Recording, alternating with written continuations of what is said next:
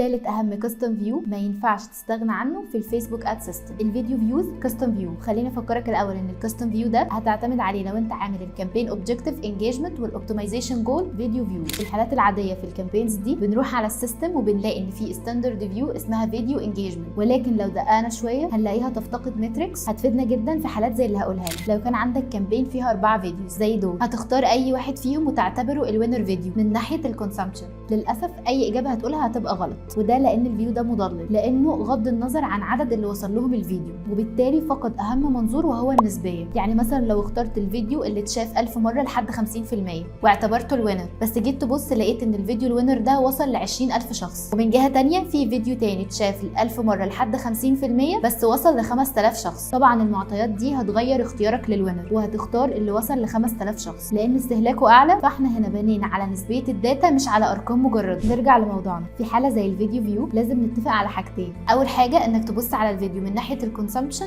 او الاستهلاك، يعني لازم تعمل فيو بيوضح لك من اول ما اليوزر عمل بلاي فيديو لحد ما شاف الفيديو كامل بنسبه 100%. تاني حاجه انت كده كده رايح تشوف كل جنيه في الكامبين راح فين، فطبيعي تشوف صرفت كام على كل مرحله من مراحل استهلاك الفيديو. وبناء على الحاجتين دول هنبني الكاستم فيو بتاعنا، واللي بيتكون من 12 كاستم مترك اللي ظهر قدامك دلوقتي. وكالعاده تعال نشرح كل مترك ونعرف الزاويه المفيده فيه اللي هنبني عليها قراراتنا ونعمل المعادله بتاعته. اول مترك هو الثامب ستوب ريت. المترك دي بتمثل بدايه رحله اليوزر في انه يستهلك اول 3 ثواني من الفيديو، وبيتبني عليها قراره في انه يكمل او لا، والمعادله بتاعته زي اللي ظاهره قدامك.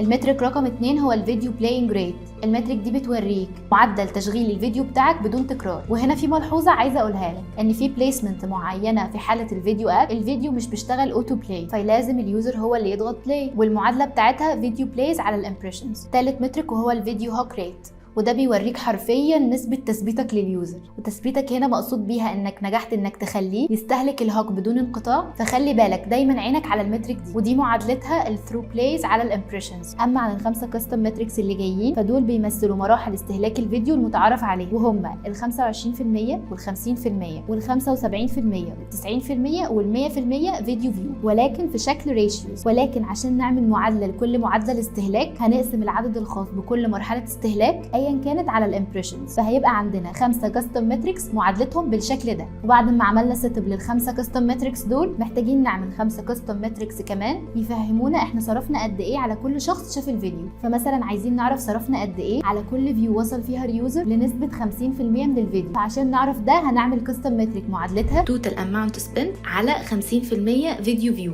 وبناء على ده هيبقى عندنا 5 كاستم متريكس معادلتهم بالشكل اللي قدامك. وبكده يكون معاك ثالث كاستم فيو واضح ومحدد وبيوريك كل الداتا اللي تساعدك تبني قرارات اقرب للصح في الفيديو فيوز كامبين. واخيرا هتلاقي الشيت اللي فيه الكاستم فيو ده في البايو. وقول لنا في الكومنتس درجه استفادتك لحد الان من البلاي ليست دي.